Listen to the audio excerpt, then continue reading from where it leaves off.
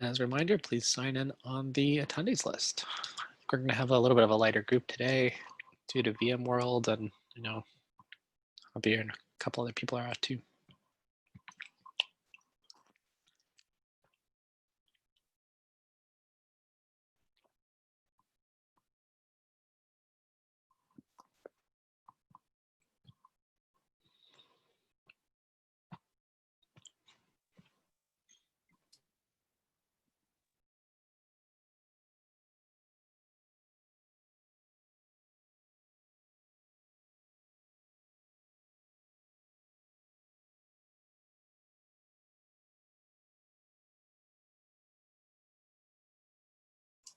Please feel free to add items to the agenda, and if there are items in the agenda that we need more people here for, you could also pull them up into future topics, but we can see if we have the right folks.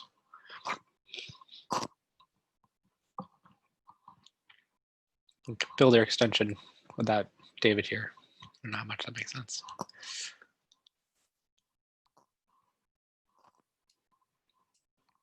People a little more minutes show up.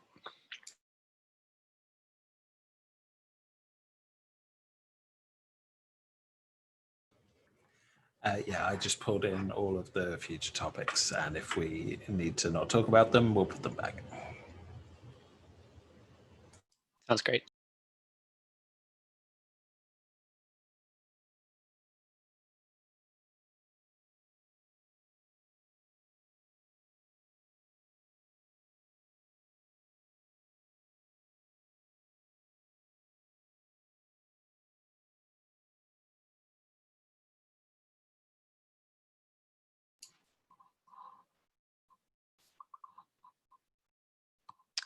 All right, let's kick things off. First thing in the list, I don't think we have any new faces. We don't have Javier or Emily here for release planning updates. I don't know if anybody here has any context on or questions about release stuff that we need to. I can speak for Javier. He and I touched base just before. So yeah, basically our plan is to continue with releasing today, but we do have a couple of outstanding pack issues regarding the registry that we're about to merge in shortly. So besides that, the main thing is we are hoping and planning to move forward with that release sometime today. That's awesome, super exciting. I could give just a quick update on the life cycle. It's very much similar to what we said last week. We're getting very close to merging in our GitHub Actions automation for releasing the life cycle. And then once we do that, we can cut 092. Awesome. Any questions about lifecycle or pack releases from anybody? So then next thing on the list is RFC review. So I'll share my screen and we can go through.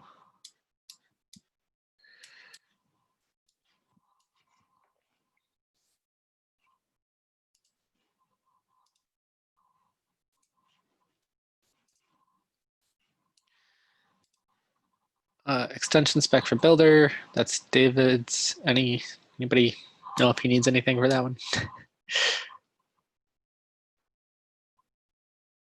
Cool. Well, wait till he gets back. Experimental API mode. I think this is Terrence's. And definitely encourage people to look at it. There's some strong opinions about how we should handle experimental versions, and like it's a more general thing now. It's like if you want to introduce an experimental feature, can that just go into a regular version marked as experimental? Some important implications on registry and Stackpack stuff. Terrence and I have been chatting a lot about that. But I think we should wait for him to. I think we're just looking for comments on that right now. Build run image configs must contain an path. So Windows thing. I don't see any Windows people here. Anybody have any? No. It's an FCP though, isn't it? It hasn't been there for a while. Oh yeah. So this should go in, but then usually merges the closing. No, today. Cool. So we can get that merged after. This might also be today. Distribution team. Hey, Terrence. Hello. Just talking about some RFCs that were related to you. Distribution team should close today also. Cool. Sorry, I'll go back up one. I already passed over experimental API versions, and that was yours. Any comments on that this week? Or is this new week? I'm just working up some changes still. Probably should be ready by tomorrow from our conversations from last week and then our conversation Slack yesterday. Sounds good. So people should wait on reviewing that until you've made the Yeah. cool. Application mix-ins. We said we're skipping over this one for now. Is that right? Stackpacks. Yeah. Do you know if Joe has any updates? Oh yeah, go ahead. Sorry. Oh yeah, I think these RFCs are still kind of in the same spot they were last week, but the code is probably ready to start reviewing in its current early state. We don't have the guards around the experimental stuff since that's still pending, but kind of the conceptual bits probably are worth kind of reviewing. So if you have input on that, it's probably start time to review the draft PR that's in lifecycle. Awesome. Is the goal to get this merged in pretty soon? Yeah, once experimental stuff, like we want to obviously add the guards around and match whatever week comes out of that RFC, but that's sort of the blocker right there. And then obviously any code changes that need to happen. But conceptually, I think we're pretty close to where we want to be with what we think needs to happen before the first rev of this gets in. Awesome. Moving on, Buildpack should be able to provide default process for app. I see that's on the agenda for today, so I'm going to skip over it.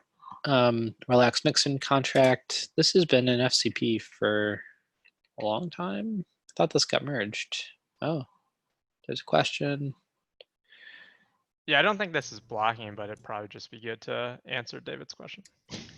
Got it. I can do that.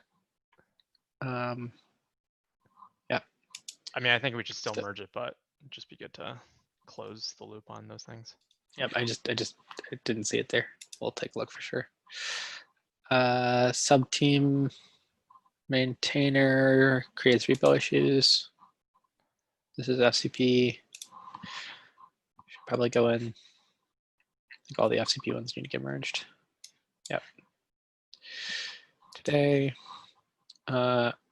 draft layer origin metadata from Paul. Anybody have context on that? I know Emily was working with him a bit. Emily and Jesse work with him. Have you talked to him recently, Jesse, by chance? I know you were talking with no, him before. not since the last. I was kind of just making sure that it was ready for a broader review, trying to, and then I think he got a bunch of comments the last time he was here. So I think at this point, either there's comments outstanding, or maybe we'll just wait till he comes back to present any changes, I guess. Sounds good. Experimental features. Is this the same as experimental features above, or does it replace it, or I forget what this is about? This was about specifically for Pack and the platform team, if I recall. This was Joe's previous RFC. I had some comments, and I guess when you have comments, you end up owning the thing. So Joe asked me to take it over. So I reworked it, I want to say like 2 weeks ago or something. And so since I made a decent amount of changes, I wanted to other people to re-review it. Is the one you opened up here a replacement for that one, or? No, because that one pertains more specific to lifecycle. So this would be for Got like registry or something, right? That or the one Ben wanted, the like mounting volume kind of stuff. Any actions this week on it? Just people should review. Just people should review it. Cool. And then last one, it's not a draft. Offline build packages RFC. Yeah. I could talk about this. I've definitely made some changes to it. There's also still one more thing that I have to figure out. We're missing a lot of stakeholders for that one. Like Ben and Emily Yeah. care a lot about it. But if you wanted, if you feel like presenting it today, you could add it to the end of the agenda. Okay. I think also a lot of the changes were things that Matt McNew requested. So Be good to have him too. yeah. Cool. I think that concludes our weekly RFC review. First thing on the agenda after that is a question about Stackpacks. Yeah, I mean, I'm sure there'll be more in the code review, but this is a particular one I'd like to maybe clean up before people start reviewing it. One of the in the RFC, it said that Stackpacks live in like a CMB/stack/buildpacks, and also that there is no order specified. It's just sort of whatever the folder order is. And I'm wondering if we want to go ahead and one, add an order toml that's either in like the Buildpack, either on disk, like in a root directory somewhere. So it's like, /cmb/stack/order.toml for the order that they run in, and make that a requirement of the stack author. So that's question one, I guess. I don't like looping through the directory. In the code wise, it got weird. You have to like make assumptions about versions a bit, and like there's some to-dos that just haven't been done around that area. So I kind of wish it was more explicit, but I think the RFC calls out the order could be specified in the builder toml. So I'm kind of wondering, like, do we really want to add it to builder toml, or do we think it maybe makes sense to add a explicit like default file path of order to pass in? The builder toml was meant for override, so you could still do that. Like you could have it in the stack and then override it when you create the builder. But yeah, that's just as a clarification. Okay. Is the CNB stacks Buildpacks directory version nested? Is it like stacks Buildpacks Buildpack ID version? So Yeah. then it's like really doesn't make sense to say go in directory order, because it's like this is probably what you ran into. It's like, okay, let's go through the IDs and then versions and then sort the versions by something. Yeah, that makes sense. It sounds good to me to add an order toml there. I Okay. don't know if others have thoughts. Yeah, I think it's good, and it's the real important trade-off is like the implicit order versus the explicit order, and it's just And since most it's all people aren't only on gonna the see stack it, yeah. authors, it seems like it's probably fine to just like put that in the hands of the stack author. I know there was some discussion about whether these build packs could probably just be in the build packs directory, but after kind of thinking about it a little bit more, I think I'm okay with it being in a separate directory, mostly because of volume mounting and like platforms. I kind of feel like that might be a reason to keep them in separate directories. I don't have a strong opinion about the directories they're in. Is there a reason we don't add this to the normal order toml instead of creating a separate order toml? Like just a The new normal section order there? toml. The normal order toml is associated only with the builder and not with the Oh, that's stack right. That's necessarily. right. So it has to be separate. We could add like where you override it via the normal order, not order toml, but builder. Well, whatever that file is called. Yeah. Yeah, I like the thinking about this as like this is a property of a stack, which is different than a builder. That separation of where the build packs are and where the order definition is feels good to me. Do we think there is some advantage in the code of having it all just in the build packs directory? Because it's sort of one of the weird places it shows up a few times. You kind of have to know whether it's a stack pack to like swap directories when you're sort of deciding to execute the bin detect and bin build or whatever. So I don't know. We could, if we like them in just the build packs directory, then that makes things maybe a little simpler on the code side. But if we wanted to keep the separation, I think I'm okay with that too. To me, if you keep it in the build packs directory, which I'm not opposed to, or like it does seem cleaner in some ways, but if you keep it in the build packs directory, it starts feeling like, you can distribute build packs on stack images. Because like there's a build packs directory on stack images, and you put build packs in there, which kind of starts feeling like you have builders. And the separation implies that no, this isn't. You can ship build packs in stacks directory. It's just another kind of build pack that's different. But I don't have a strong opinion. If someone felt strongly the other way, I'd probably say, oh, sure, it's just a rule about what build packs you can put in there in the stack case. Gotcha. Yeah. Yeah, I think it really only I guess it doesn't even matter in the sense that if you wanted to run stack packs, not privileged, like if you wanted to like drop privileges to run a stack pack, which we don't have as an option currently today, like looking for privileged versus unprivileged build packs. But I guess if you have an order toggle to specify what you're going to run anyway, it doesn't really matter. All right, cool. I think that's it. I can move forward. Awesome. Any other things on stack packs? Next thing on the list, builder extension spec. I don't see David here. Did someone want to chat about this without him, or should we wait for him to show up? Or should we wait for next time?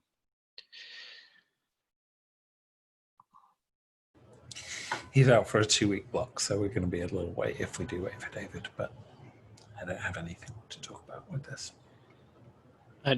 Is he kind of coordinating this one, or? He created the RC, I think. He's the author of it. Cool. So it's likely that it's going to have, the RFC is going to have to wait 2 weeks anyways. So there's, okay, so I'm going to move up to back to future topics. The next thing is Buildpack Registry trials. This is Travis. Or I didn't add this, but Javier might have added it. And I'm thinking based on the conversations we had, this is probably referring to just giving a heads up that we are quickly approaching a trial time where we can actually start putting what we have so far implemented regarding pack registry in front of interested parties. I know that on the Heroku side, we have some interest on our end, and then I think there's been some expressed interest on the Pacato side as well. So just kind of giving a heads up that after this release, 0.14.0, it should be available to start experimenting with. And of course, any feedback is greatly appreciated.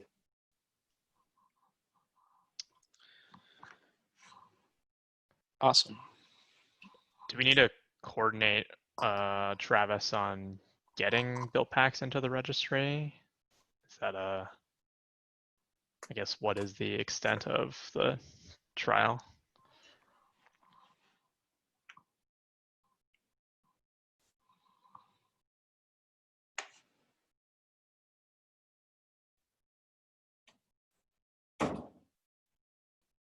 Is that a question for me, Terrence?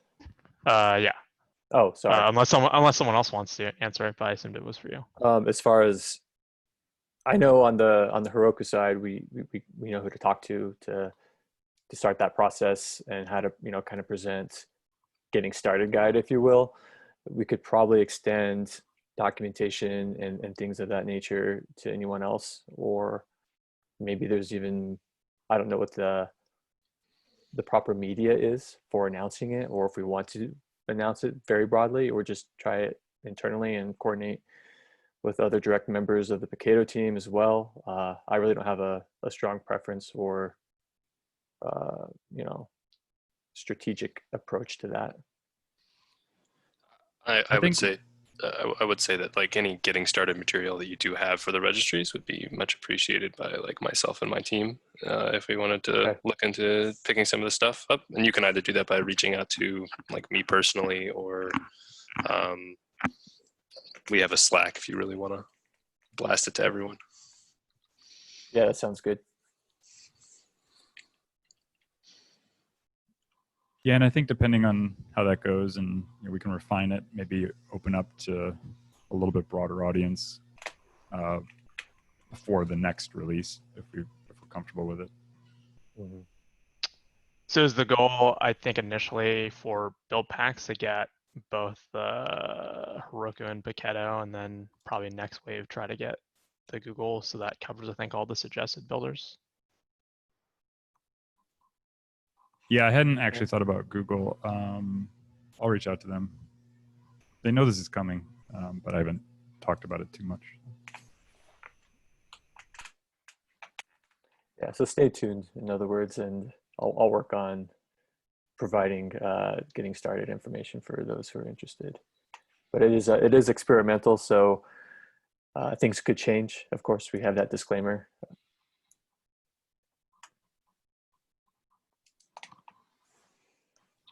Cool. Cool. Yeah, thanks. Sorry, I lost the agenda doc here. There we go. Next, anything else on Buildpack Registry? Next thing on the list is test cluster in GCP project. Yeah, hopefully a quick one. Does anybody care about a GKE cluster named Test Cluster that lives in our CI project in GCP? Because I think I want to delete it. It's due to get an upgrade, like a forced upgrade sometime in October, but I think we just don't care. If we do care, we should manage the upgrade. Are we using GCP for anything still, or have we moved over to GitHub Actions completely? Yeah, so the last month utilization from GKE seems very low and very flat. From the pack side, I believe everything is GitHub Action driven, and I know we're moving in that direction with the lifecycle. The GCP stuff is like hard to manage accounts and it's expensive. CNCF said they'd only pay a certain amount of it, if that makes sense. If we could go as far as closing the whole GCP project, even if we're not using it, that would be great. I suspect this is the only thing in here. It looks pretty bleak in the dashboard right now. I'm tempted to say, yeah, delete the cluster. You know, and if we needed it, we can bring it back. but you might want to ask in general or something like that in Slack and just see. I actually did. The message went out Monday morning, and it had no responses, no comments. Is there an easy way to brown it out? Just take it offline and then bring it back 24 hours later or something, just to see if there's any effect? I can take a look at that. I mean, it might not be necessary. I was just curious. I'd guess that it's like we wouldn't know about it until we're about to release something. There was some test somewhere. Depends on, you know, because it was used for testing Tecton. Maybe could that be a thing? I don't know.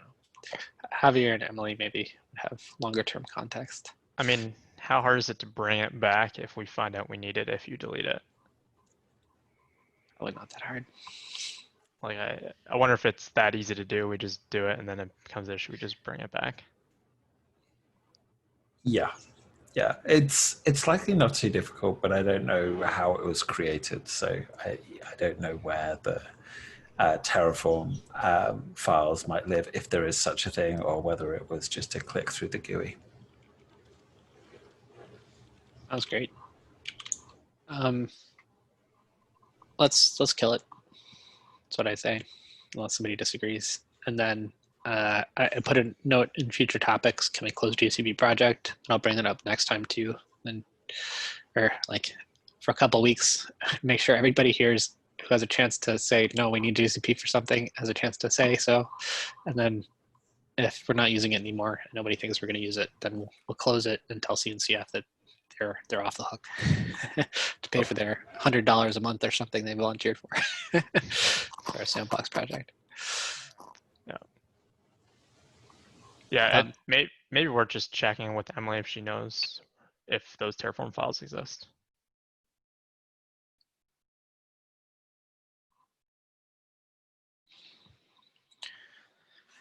Cool. Anything else on GCP?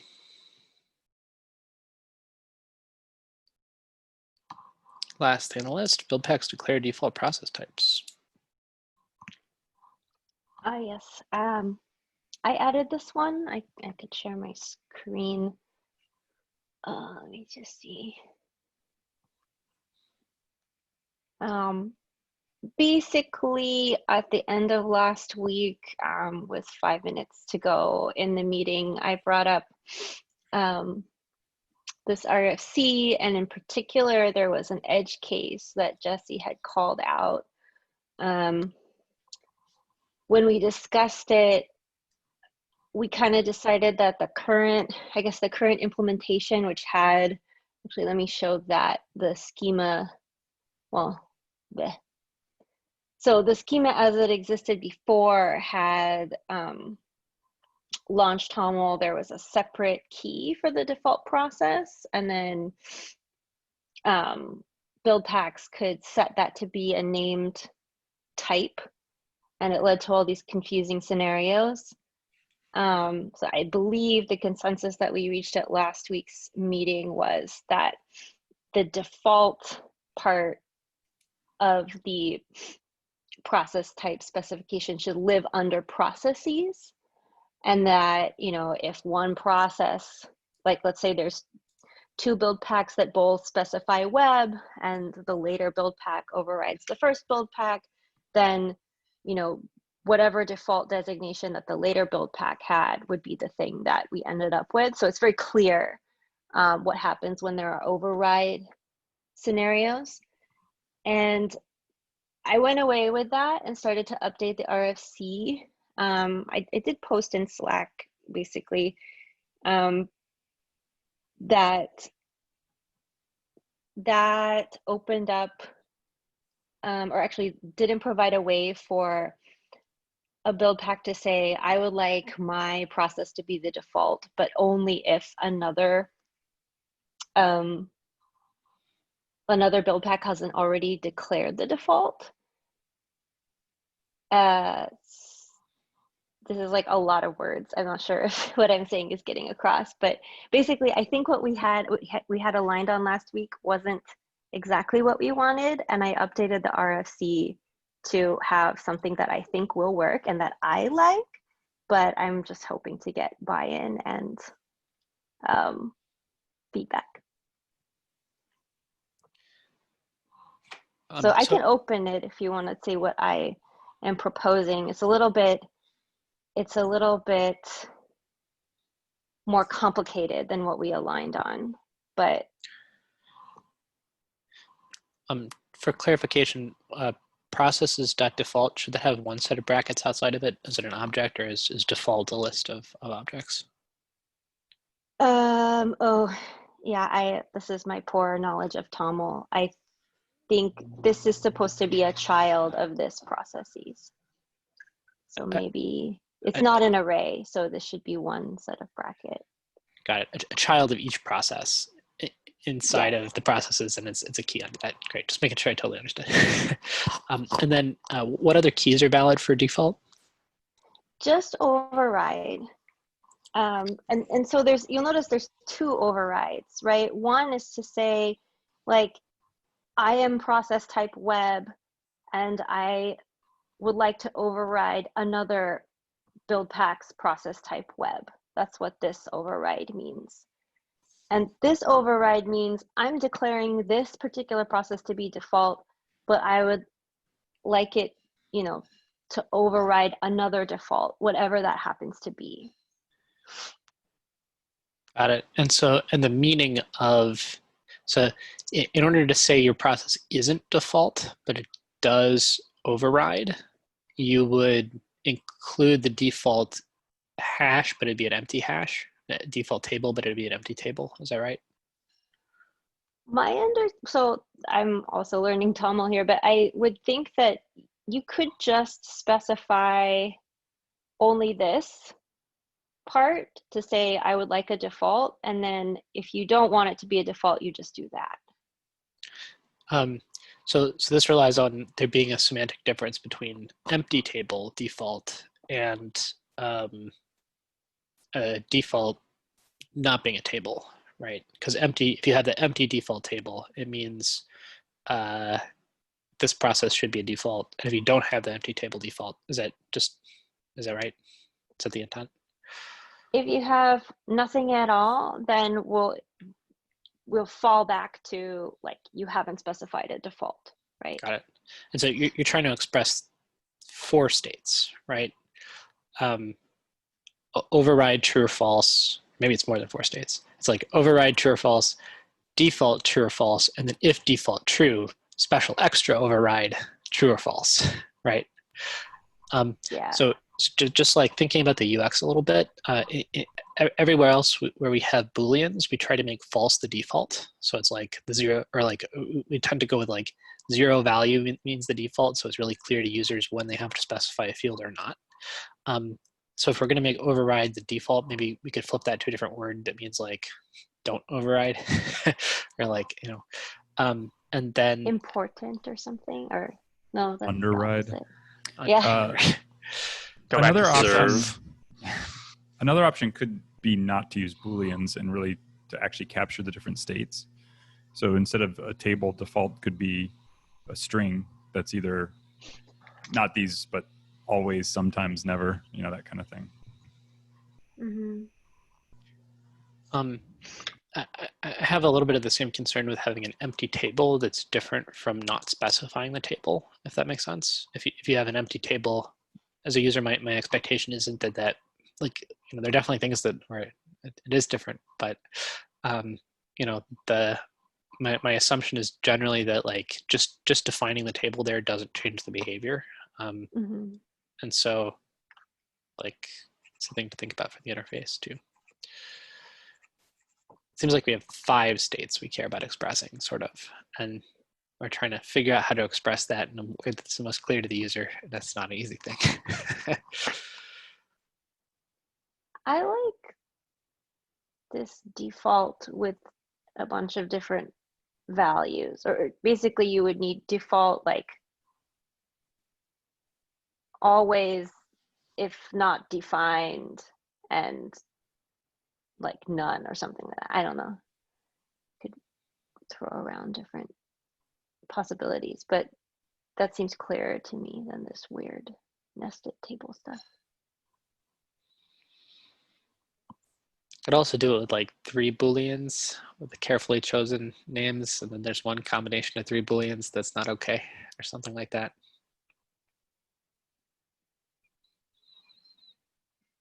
Not a preference, just adding an alternative.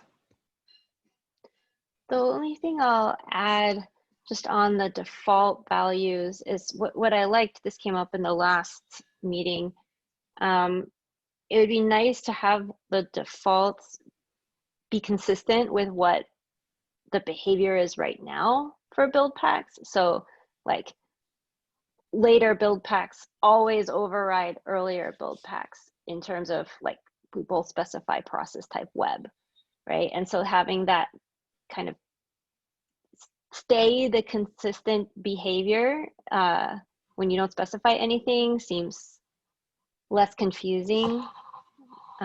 That was the kind of the logic behind this defaults to true stuff. I really like all of the behavioral decisions and what this implements. Like I think the underlying thing the user is expressing, like seems really like checks all the boxes, if that makes sense. To me, the only thing I would change is like just how exactly we format the TOML, right? Mm-hmm. I wonder if anybody has feedback on the behavioral part before we talk about, or like we could probably talk about what the TOML should look like for a long time. But does anybody have feedback on that, the underlying behavior we're talking about? I think this covers all the use cases, which is good. I wonder if maybe this is just a TOML formatting thing, but I get why we need the double override, but I wonder if it will feel complicated to end users until you need these more complex use cases. Natalie, could you go over the double override case again, that 5th state? I'm actually not totally sure I understood what it was. So I think what we had before, oh dear, is my internet bad? I can see your screen Okay. and your mouse moving for what that's worth. Okay. I need to get some stuff fixed. But basically what we had talked about last week was, all of this stuff plus like default equals true. And then I kind of went away and said, what if, what if I have override false here, that just means that I won't override another process with the same type. But if I say default true, and I'm the last build pack, then I win, right? There's no way for me to say, I want to be the default, but only if there isn't already a default. So like that distinction between overriding the process type definition and overriding like collectively what all the build packs say should be the default process, it felt like two separate things. Do we need that functionality? Do we need to be able to say only override the default, like the way it's kind of, or like an alternative would be just to assume that the last thing that says it's the default, as long as it hasn't been overridden completely by another command, that's what's the default, right? Is there a use case that's driving us to say we should be able to express that you should be able to say, yes, make this the default, but only if nothing else has expressed, then I think should be the default. I would want to see more kind of real world examples, but I think we were imagining a scenario where a build pack could declare many different process types, and it knows that one of them is the best one, but it doesn't necessarily, you know, it doesn't know what everything else, what all the other build packs are contributing. And so maybe it's saying this is the best one out of the process types that I know about. Usually the order of the build packs is kind of used a little bit to reflect like the later ones generally win in some ways, right? And we don't, it's like better if we don't do that a whole lot, right? But I wonder if that's enough of a control over that functionality. You know, like usually if you're thinking like I'm building my application and it's going to go through a bunch of stages, and the last stage is like, okay, I built all my static assets and now I want to host it with Nginx. And so you're like, Nginx is the last one because that's the thing that's the last step is, you know, doing that last mile of getting it hosted, right? I wonder if that's enough of a lever to control this very specific case, if that makes sense.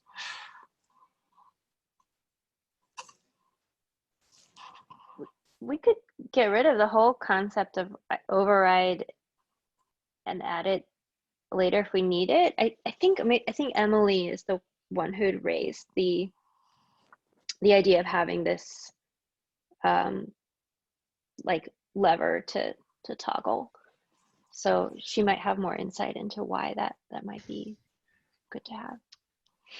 Meaning that the fifth state for default override and not just the regular override. What? Yeah, the process type definition override is something that we kind of, like, we definitely don't have that today. So I know Emily is a big fan of that override at the top level, like being able to override a previous command. Did Emily also say that she's interested in seeing the ability to determine whether the default overrides too? Her feedback was around the default. I think I might have just inferred the process type definition part, and maybe we want to just remove that. Well, I think currently today by default, the override is true, right? Like that's how it's implemented today, and there's no way to say false. Correct. Right, like last build pack always overrides. If you have a web and then a later build pack that implements a web process type, the latter one will always win. I think that's how it functions today. So this is basically providing control to change that behavior, right? I thought we were talking about the other override though. Like the ability to override whether the default is overridden, not the ability to override the previous process types. Maybe I'm confused. Right, and that's what I think the inner override that Natalie does, right? Yeah, it's like, that's the one I'm wondering if somebody has asked for specifically or has a use case they could talk about for that. The outer one makes a lot of sense to me, but the inner one, is that one that Emily asked for? Yeah. Got it, makes sense.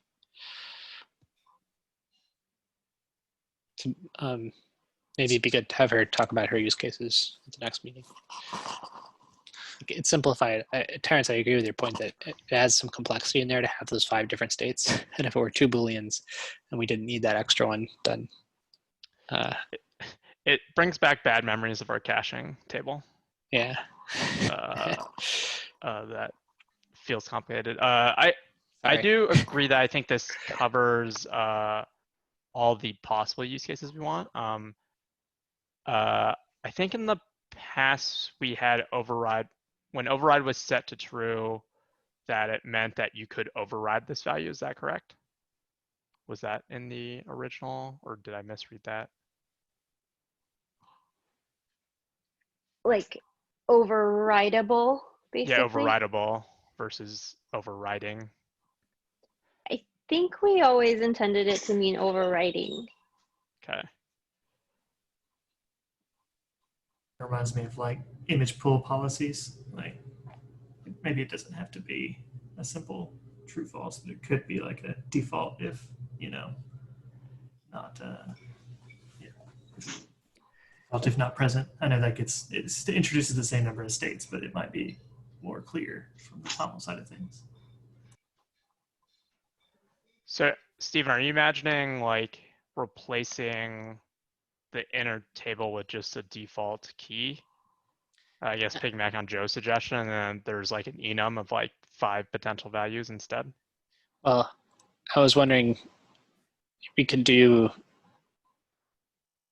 3 Booleans. If we really need all 5 states, we could do 3 Booleans, and then one combination of the 3 Booleans is not valid, right? Or is like ignored. One of them's ignored.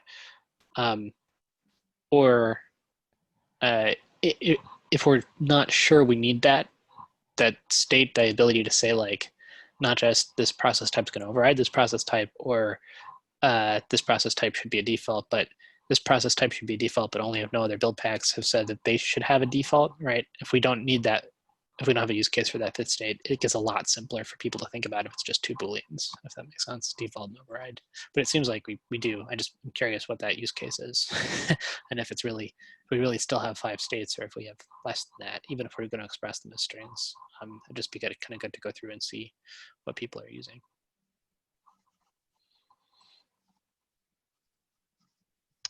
I guess from the Paketo side, since they implement Buildpacks that would potentially use this feature, do you see yourself using any of these things? Want this RFCs merchant? So I can't speak to a large portion of the Java ecosystem, but this is more comprehensive than anything we've been worried about for the rest of our language families. We've kind of just been going with, we have a set of build packs that write start commands, and then that's what their job is, and we kind of don't sort of try and squash start commands over on top of each other in a sort of a speculative way. So I don't know how important this functionality is to us. One thing on the Paketo side we've talked about is, configuration where you can build node front end assets and then host them using a web server build pack, where like driven a lot of modularity into it for that. Can you think of any way that this might be helpful for that? I mean, kind of at the end of the day, if we were to click them together using, if I were to try and do that now, I would just call in like our node engine, our npm build pack, and then an nginx build pack, and then the nginx build pack is responsible for writing the start command. Yeah.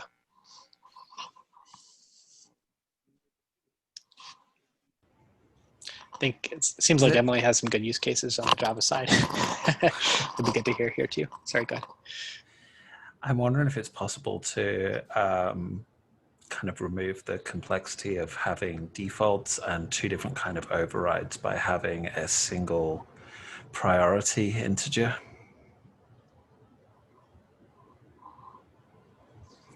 Could you elaborate? That sounds interesting. Can you elaborate more? Sure. So I would, it's just forming the thoughts in my mind as we speak, so it might not be too coherent. But I would imagine you could have sort of a generic integer, and the lower probably is the best way around would be the highest priority. So in this instance, if you wanted something to say, I'm a default and I'm override is true, you would say that was a priority of 1. Or you could say that was a priority of 1. If you wanted to say, I'm a default, but I'm not an override, then you could maybe choose a higher integer. Maybe 2 would work, but that would override any previous 2s potentially. So you'd still kind of have this detection order would ultimately have to be responsible one way or another for, when Buildpacks represent the same integer, you'd have to say either you have an early or late preference. It sounds like late is what we would have right now, and it sounds like late is what this model would have. I'm imagining you could have 2 things that said that they were the default process and what override is true, and we would select the later one. So like I said, that could be represented by a 1. If you didn't want to override at all, you could choose a very high number. If you didn't, if you knew you never wanted to be a runner, you could maybe use a negative integer. This would replace all the flags, right? Because it's like Right. it gives you a scale to rank on. That's very interesting. Sorry. I think that's fine, but an alternative would be just to use named strings instead of the numbers and document. Like, I think it'd be very explicit, like, hyphen, hyphen, hyphen in between words that describe exactly what you just said, just as an alternative. I think in my mind, the having sort of generic integers and maybe we don't just sort of choose 1, 2, 3, 4, 5. Maybe we have patterns where it's like, okay, we're actually going to go with 5, 10, 20, 30 or whatever. It gives us some flexibility in the future to introduce new states that we are not anticipating. If we don't need them, we don't need them. But if we do, then we've got that flexibility. Feels very much like a init system for a POSIX operating system. Yeah, or nicing processes. Yeah, Or yeah, Z-index yeah. and CSS. Yeah, I think if we were like going along those thoughts, I feel like we would have to set what the scale of that is. Like, if I'm thinking of in a build pack of like 1 to 10 or whatever, for instance, and someone else is thinking 1 to 99, those numbers mean very different things, right?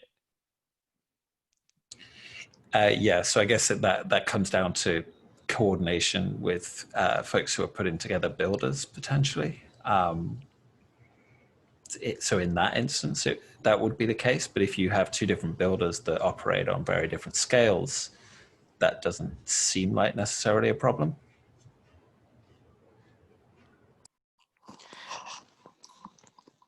Does that create problems though if we're trying to, with the registry, we're trying to kind of broaden the ecosystem, people who are making build packs and who might have disparate build packs pulled together? That'll definitely be the predominant use case for us, Salesforce Roku.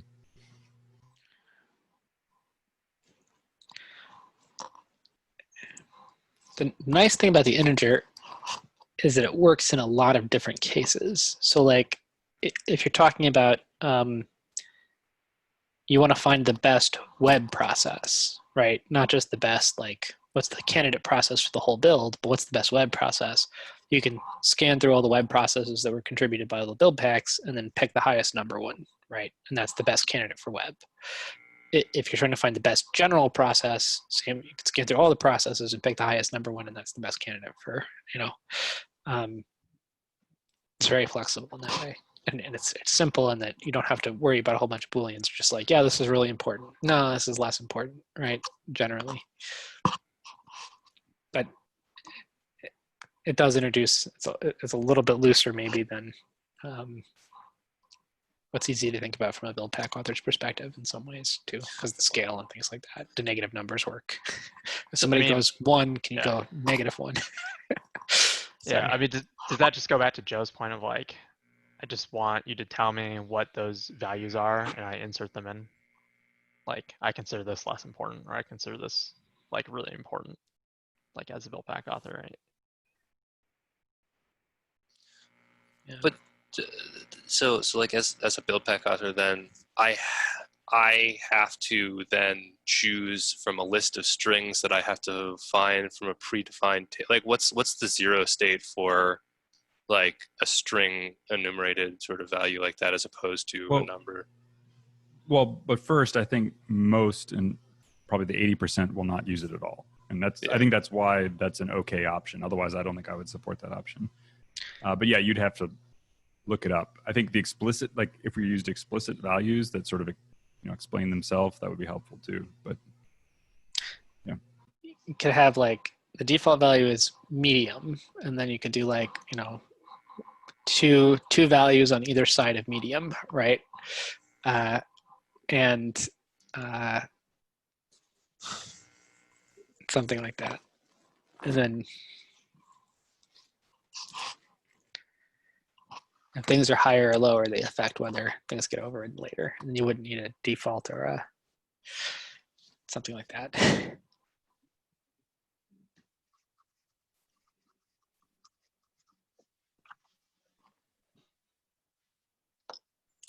I'm just concerned about like I have to add an extra layer of complexity to writing a start command for my build pack when I feel like a large majority of people that are going to write a simple build pack don't necessarily super care about getting into the nitty gritty of the priority of their override of a process in tandem with other large sets of build packs. That feels like a shotgun to do something that a slingshot would do, right?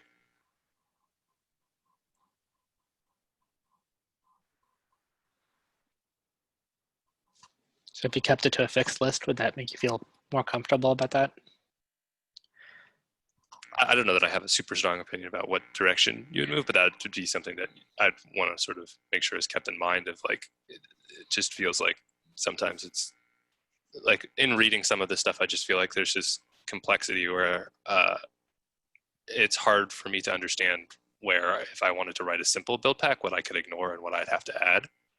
I just don't know where I can drop bits of complexity as it stands right now. That makes sense. So it seems like we have two high-level models we're talking about now. One is where you have an expression of priority, either by fixed strings or by an integer or whatever, right? Where you can express where the difference between saying this is the global default for everything versus this is like, the default for web processes comes down to like, if you pick the highest setting, then it's probably going to override everything else that says the highest setting. If you pick the middle setting, it probably isn't going to override everything else. It'll just override local things, right? Do we like that model better due to the simplicity of the user interface versus having explicit flags for this overrides things of the same type, this overrides everything else, because they do have different like you can generally achieve the same outcomes, but they do have different implications on how the user understands them. Are there preferences between those two models?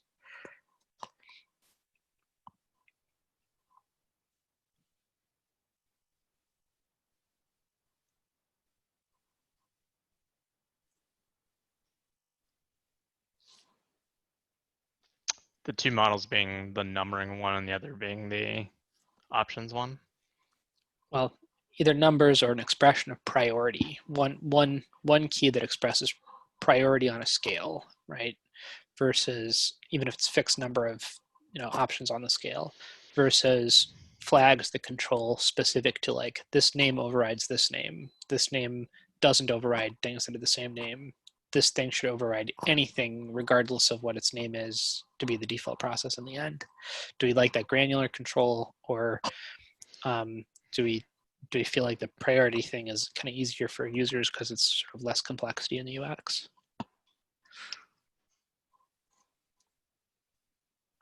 I feel like my gut feeling is the kind of scale thing, if you call it, of like the number or whatever it is probably cleaner and easier to implement.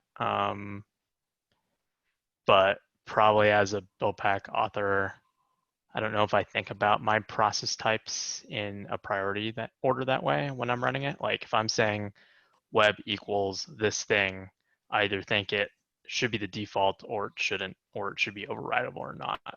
And that's probably how I view it as a Buildpack author. But maybe that's just because I'm not, the existing old model did not support this.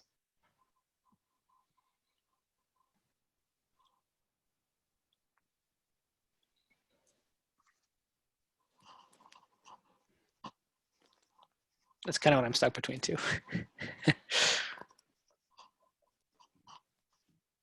I think, to be fair, I think nobody really told me that we need this, the outer override. I think I kind of inferred that from the last discussion that we had, but as far as I know, there haven't been these real world use cases prompting that kind of control. This again came from Emily. Maybe she can speak to it next time. The one that you came up with came out of, was that like Jesse's example of like what happens if you override the web process, but I set the value to something. Like I set this as the default. Like I say I set web to default, but then like a Buildpack later down the line overrides what web is. Should web still be the default, right? Was that edge case? I believe so. Yeah, and that later Buildpack saying that its default designation should not be overriding. It kind of creates this conflict between I'm an important process because I'm coming later, but I'm not an important process because I've specified override false. Sort of, it's weird. And that's what prompted us to move everything under a single, as opposed to having a separate key that specifies the default. It's just clearer if you have it all in one place. But it doesn't solve that problem of like the relative priority. You could make it so that a process has to have that override true to say it's overriding all the other processes of the same name in order for its default to mean that its default should override, and just overload those two cases.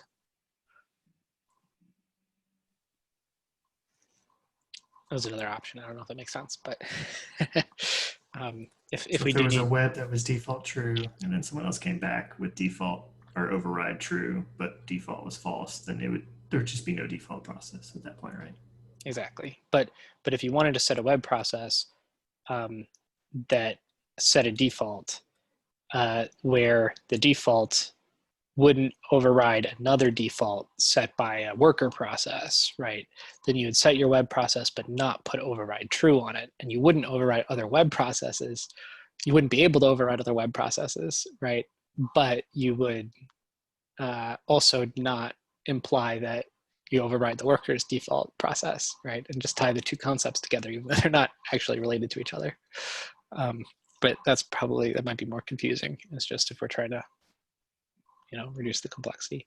It seems like there are questions about use cases though, like Emily, we're not sure if we need to override at the top level, and Emily wants to override on the inside. It'd be good to hear from her, and then she might have opinions on the priority thing too, because I think the use cases on the Java Buildpack side that she's working on, are kind of driving it out. I think it's just super helpful to chat about the different options. It's maybe we can put it on the agenda again next time, and then bring it up when Emily's here. Yeah. Do you want to, I guess, call Emily out explicitly, Natalie, for use case stuff in the RC? Yeah, I can mention her. Yeah. And Simon, if you could put your index ID in there too. I think I really think we should consider something like that as a way to reduce the complexity. Yep, will do. Awesome. Well, we're over time, and I think that was the last thing on our list, unless somebody added something. But can't wait till next time. Thanks, everybody. Yep. Thank you.